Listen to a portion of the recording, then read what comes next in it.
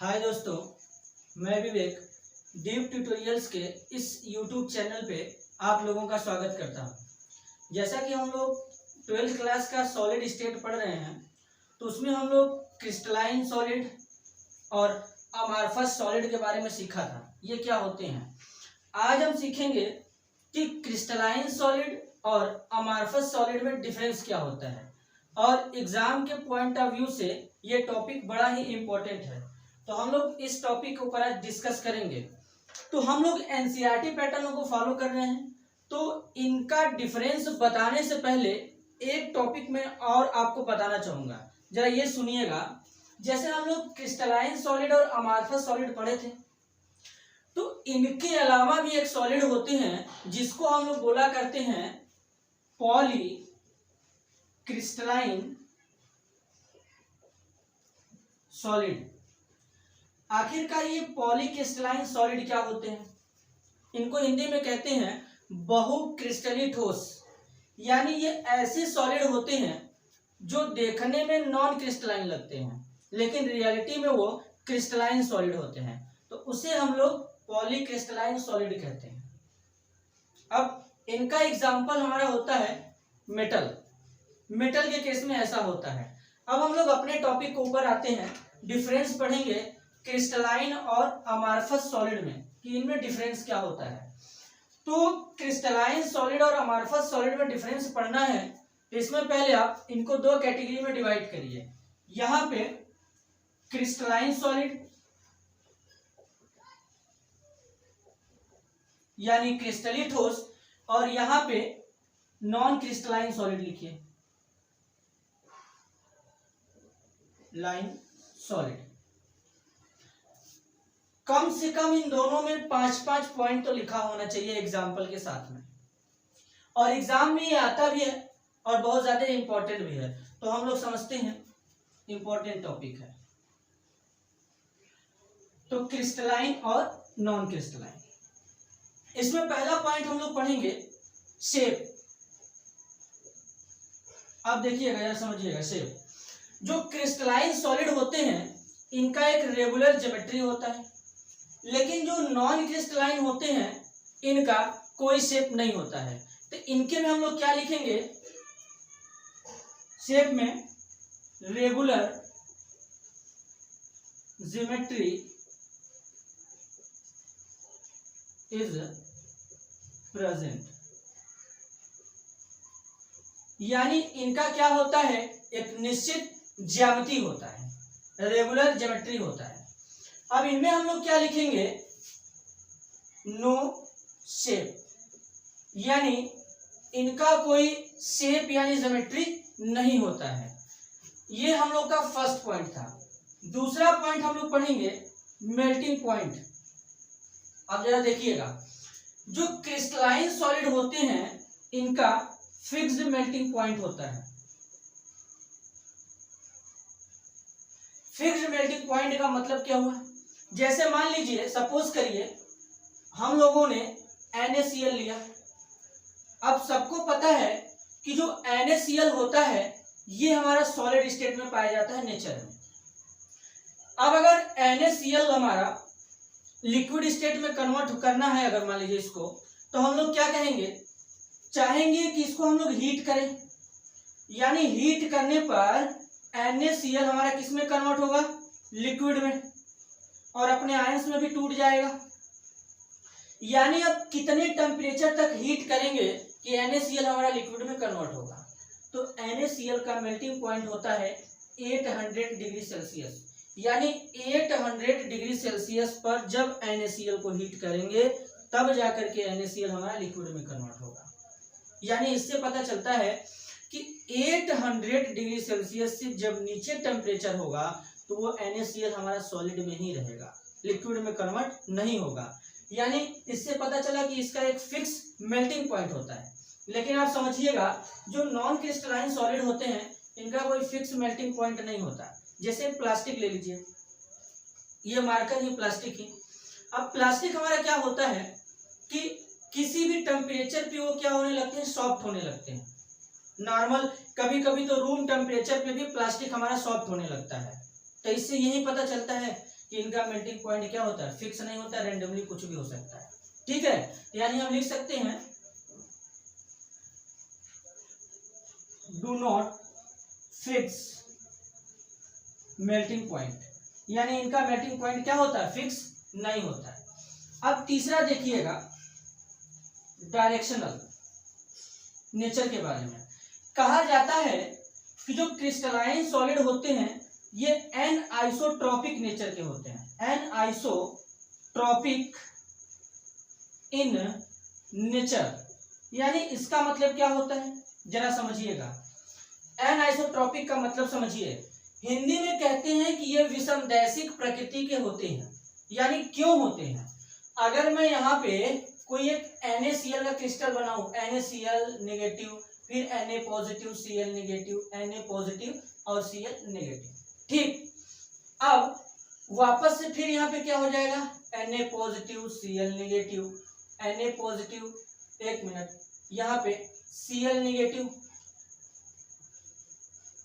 फिर यहाँ पे क्या होगा Na पॉजिटिव, यहाँ पे क्या होगा Cl negative, Na positive, Cl negative.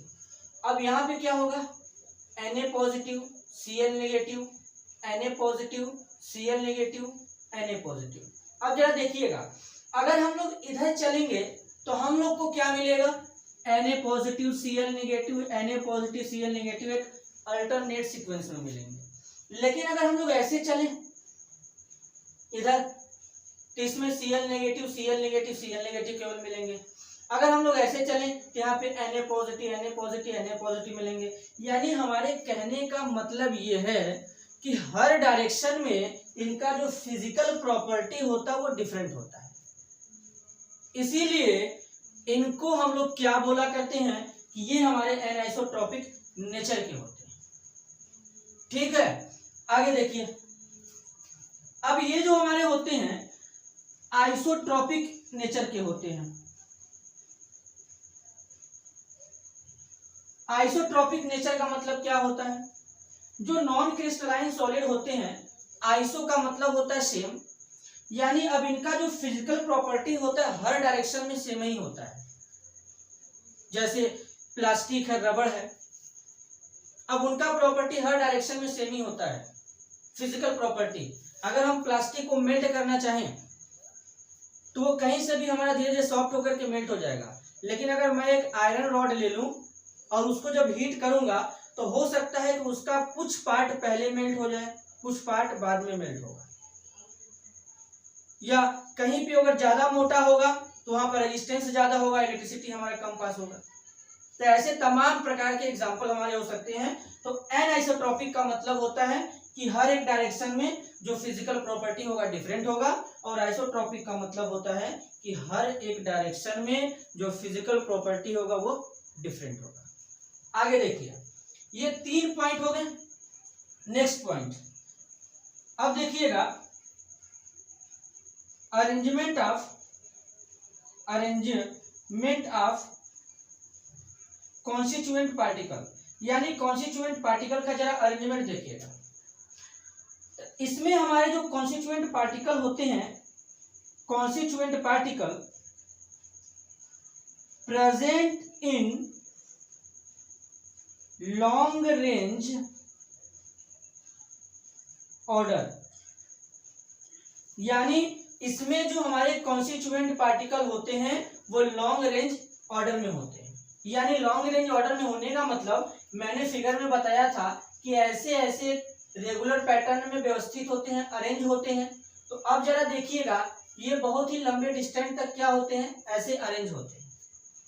लेकिन अगर मैं नॉन क्रिस्टलाइन में बोलूं तो यहाँ पे पार्टिकल हमारे रैंडमली ऐसे ही प्रेजेंट होते हैं, तो इनका क्या रेंज होगा, इधर इधर इधर, मतलब बहुत शॉर्ट रेंज तक ही ये अरेंज होते हैं। तो ये हमारे कहने का मतलब था, यानी constituent particle Cp arrange in short range order, ये हो गया। अब ये टोटल आपका कितना पॉइंट हो गया, 4 पॉइंट हो गया। अब नेक्स्ट पॉइंट मैं आपको बताने जा रहा हूं नेक्स्ट पॉइंट में हम लोग डिफरेंस में क्या लिखेंगे यहाँ पे, नेक्स्ट में यहाँ पे हो जाएगा, जरा देखिएगा। अब जो क्रिस्टलाइन सॉलिड होते हैं, क्रिस्टलाइन सॉलिड को मैं CS लिख देता हूँ, ठीक है। अब जो क्रिस्टलाइन सॉलिड होते हैं इनको हम लोग क्या कहते हैं, ट्रू सॉलिड कहते हैं। कहते हैं कि नहीं कहते हैं, मैंने बताया था। लेकिन जो नॉन क्रिस्टलाइन सॉलिड होते हैं इनको हम लोग क्या बोलेंगे, इनको हम लोग बोलेंगे स्यूडो सॉलिड, या इनको बोला करते हैं हम लोग क्या, अमार्फस सॉलिड, अमार्फस सॉलिड, या फिर इनको क्या बोला करते हैं, या फिर इनको क्या बोला करते हैं, या तो स्यूडो या तो अमार्फस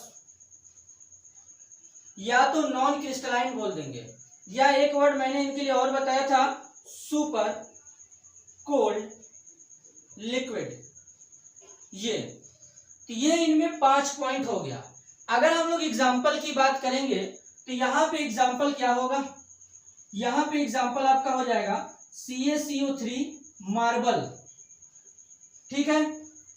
ZnS हो जाएगा जिंक सल्फाइड, शुगर हो जाएगा, नेप्थलीन हो जाएगा, उसके बाद बेंजोइक एसिड हो जाएगा, हमारे सोडियम मेटल हो जाएगा, पैलेडियम मेटल हो जाएगा, कैडमियम हो जाएगा। ऐसे तमाम प्रकार के एग्जाम्पल हमारे ट्रू सॉलिड के हो सकते हैं। क्वार्ट्ज हो जाएगा, ये सब हमारे ट्रू सॉलिड के एग्जाम्पल हो जाएंगे। अब स्यूडो सॉलिड में एग्जाम्पल हमारे क्या होंगे, यहाँ पे कैल्शियम कार्बोनेट हमारा कौन सा होगा, यहाँ पे चाक वाला होगा, ठीक है। इसके बाद यहाँ पे क्या होगा, हमारा क्वार्ट्ज ग्लास हो जाएगा, यहाँ पे हम लोग क्वार्ट्ज ग्लास को भी नोट कर लेंगे। उसके बाद हम लोग क्या लिख सकते हैं, क्वार्ट्ज ग्लास के अलावा यहाँ पे क्वार्ट्ज ग्लास के अलावा यहाँ पे हम लोग ये लिख सकते हैं प्लास्टिक, रबर, PVC, पॉलीयूरेथीन, ये सब हमारे हो सकते हैं तमाम प्रकार के एग्जाम्पल, या सेलोफेन, ग्लास, ऐसे तमाम प्रकार के एग्जाम्पल हमारे हो सकते हैं। तो बेटा ये हमारा क्रिस्टलाइन और अमार्फस सॉलिड में डिफरेंस था, और ये मेन पॉइंट है, और कम से कम 5 पॉइंट तो आपको पता ही होना चाहिए। अब पांचों का पांचों जो मैंने लिखा है वो एकदम इजी लैंग्वेज में है। एक बार फिर से जरा समझिएगा, हम लोगों को पढ़ना था difference between crystalline and amorphous solid, यानी क्रिस्टलाइन सॉलिड और अमार्फस सॉलिड में क्या डिफरेंस होता है। तो एक तरफ क्रिस्टलाइन सॉलिड, दूसरे तरफ नॉन क्रिस्टलाइन सॉलिड। जो क्रिस्टलाइन सॉलिड होते हैं इनका एक रेगुलर ज्योमेट्री होता है, निश्चित ज्यामिति होता है, इनका कोई शेप नहीं होता, इसे लिखा गया है नो शेप। इनका मेल्टिंग पॉइंट फिक्स होता है, इनका मेल्टिंग पॉइंट फिक्स नहीं होता है। ये एनाइसोट्रॉपिक नेचर के होते हैं, मतलब विषमदैशिक प्रकृति के होते हैं। ये आइसोट्रॉपिक नेचर के होते हैं, मतलब समदैशिक प्रकृति के होते हैं। इनमें जो कॉन्स्टिट्यूएंट पार्टिकल होते हैं वो लॉन्ग रेंज ऑर्डर में प्रेजेंट होते हैं, इनमें जो कॉन्स्टिट्यूएंट पार्टिकल होते हैं वो एक शॉर्ट रेंज ऑर्डर में प्रेजेंट होते हैं। इसको हम लोग ट्रू सॉलिड कहते हैं, इसको हम लोग स्यूडो सॉलिड या अमार्फस सॉलिड कहते हैं। अब इसका एग्जांपल होगा कैल्शियम कार्बोनेट या marble, zinc sulphide, sugar, naphthalene, benzoic acid, sodium, palladium, cadmium, quartz, ऐसे तमाम प्रकार के एग्जांपल हमारे हो सकते हैं। उसके बाद सूडो सॉलिड का एग्जांपल हमारा क्या होगा, सूडो सॉलिड में हमारा, इसको सूडो सॉलिड बोलेंगे या अमार्फस सॉलिड बोलेंगे। इसमें एग्जांपल हमारा होगा calcium carbonate chalk, quartz glass, plastic, rubber, PVC, polyurethane, उसके बाद सेलोफेन और ग्लास, ऐसे तमाम प्रकार के एग्जाम्पल हमारे हो सकते हैं क्रिस्टलाइन और अमार्फस सॉलिड के। तो बेटा ये हम लोग का जो लेक्चर था classification of crystalline and amorphous solid के ऊपर बेस्ड था। अब हम लोग नेक्स्ट लेक्चर में बात करेंगे कि क्लासिफिकेशन ऑफ क्रिस्टलाइन सॉलिड, यानी क्रिस्टलाइन सॉलिड को कितने पार्ट में क्लासिफाइड किया गया है, उनके प्रॉपर्टी क्या होते हैं और कितने टाइप्स के होते हैं, ये सब चीज हम लोग एग्जाम्पल के साथ में अगले लेक्चर में डिस्कस करेंगे। अगर आपको ये वीडियो पसंद आया तो वीडियो को लाइक करिए और ज़्यादा से ज़्यादा लोगों को शेयर करिए और हमारे चैनल को सब्सक्राइब करिए। तब तक के लिए धन्यवाद।